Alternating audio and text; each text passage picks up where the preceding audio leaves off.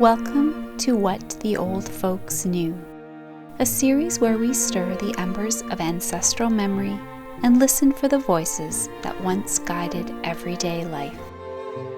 These are the quiet truths passed down in whispers of sacred places, watchful spirits, and the deep knowing rooted in land and season. Today, we journey to the ancient wells and springs of the folk imagination, where water speaks, wishes gather, and the world feels thinner at the edges. These are the places where the veil between realms grows thin, where the earth opens her palms and the old magic seeps through. There are places where the veil between realms grows thin, where the earth opens her palms and the old magic seeps through. Among the most ancient of these are the wells and springs, whose waters rise from hidden roots beneath the land. The old folk knew these were not just places to drink, but places to listen. They were sacred, alive, and often watched. A well in the wild was never just a hole in the ground. It was an eye into the deep memory of the land, a place where wishes were whispered, sickness soothed, and futures glimpsed in the ripples. In some villages, people left pins or coins as offerings, small tokens to show respect or gratitude.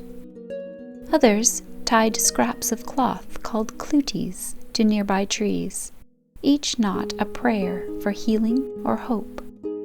The water, they believed, could carry such wishes into the unseen realms.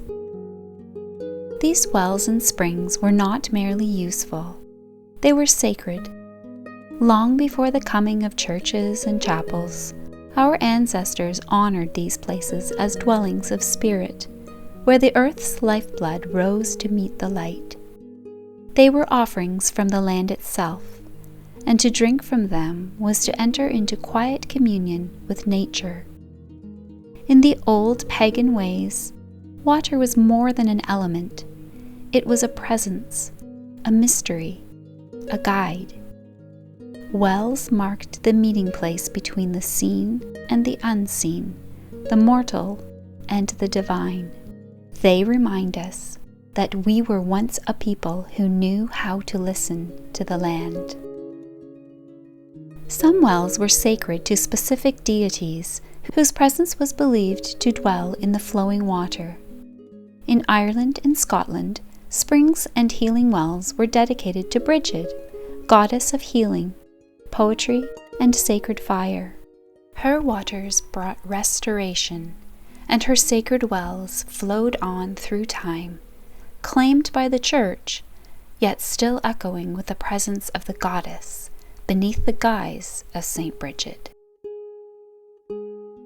In Roman Britain, the hot springs at Bath were consecrated to Sulis, a powerful Celtic goddess of healing and justice. Pilgrims cast coins, prayers, and curses into the thermal waters, appealing to her for aid or retribution. Further north, along Hadrian's Wall, the goddess Coventina received offerings at a spring shrine, where altars and votive objects were laid in devotion to her power over flowing water and health. At Lydney Park in Gloucester, the god Nodens, a healer and dream giver, was honored at a great temple overlooking a sacred spring. His roots run deep into Celtic myth, where he mirrors the Irish Nuada, a god of kingship and renewal. Even in Norse tradition, where pilgrimage practices differ, sacred wells hold cosmic weight. Beneath the roots of the world tree lie Mimisbrunner and Urdebrunner, the wells of wisdom and fate. Mimir, keeper of the first, grants knowledge to those who sacrifice greatly. And by the well of Urd, the Norns, ancient weavers of fate, tend the waters that nourish the world. these wells are not visited by foot, but through vision, sacrifice, and destiny.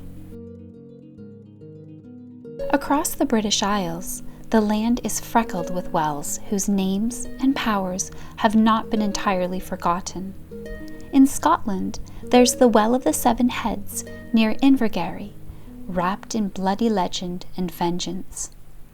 In Cornwall, the Holy Well of St. Madron bubbles from beneath a chapel ruin, long visited for cures. In Wales, Finan Fair, or Mary's Well, near Llanfair, was once sought out by women seeking fertility blessings. And in Ireland, the landscape is alive with thousands of sacred springs, like Tobar na Suil, the Well of the Eyes, said to heal ailments of sight, and St. Brigid's Well in Kildare, where pagan and Christian threads entwine.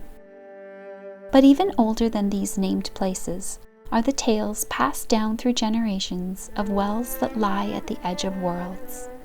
In one version of the Well of the World's End, a brave girl seeks water to heal her sister, facing impossible trials on her way to a spring guarded by a serpent. The well in that tale is more than water. It is a test, a proving ground, and a font of transformation. In The Black Bull of Norroway, the heroine travels to a well to wash a bloody shirt, a task only true love can complete. And in some tellings of Tam Lin, a spring or shaded fountain marks the entrance to fairyland, where mortals might meet their fate or their fortune. Again and again in the old stories, it is by the water's edge that the hero touches the other world. The turning of the year also shaped how wells were approached. Some you visited on Beltane, when the world was greening and full of fire. Others at midsummer, when the sun stood high and the light ran long. There were wells never to be approached after nightfall, and a few were said to vanish altogether if sought with ill intent. Others were feared, cursing wells, where a word or a step astray could bring misfortune. But for those who came with reverence, the rewards could be great: healing, guidance, and sometimes a glimpse beyond. And though centuries have passed, the reverence has not faded entirely. At many of these ancient wells, you'll still find offerings left behind: coins gleaming beneath the surface, cluties fluttering in the breeze, or quiet footsteps worn into the path. Pilgrimages continue, some solitary, others shared, as people return to these sites not just out of curiosity, but with prayer, hope, and devotion. The veneration of sacred water is no mere memory. It endures quietly in those who still feel the pull of these places. Even now, if you walk the woods and moors in certain quiet corners of the world, you may find such a place. Moss-covered stones marking the old rim, the faint sound of trickling beneath your feet. Step softly, for such places are never truly empty. They are kept still. If you're drawn to these waters, you might also enjoy my telling of another version of the Well of the World's End, an ancient tale about a girl, a quest, and a spring that lies beyond all reckoning. Like the wells of old, it holds more than meets the eye.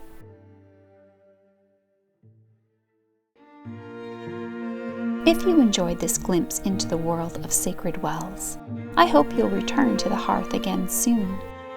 New tales and folklore are explored regularly here, woven from the old roots of Northern Europe and tended with care. If you'd like to keep the old stories alive, do consider liking this video, subscribing to the channel, and ringing the bell so you don't miss the next gathering. Until next time. May your path be moss-soft and moonlit. May the waters you seek be clear and true.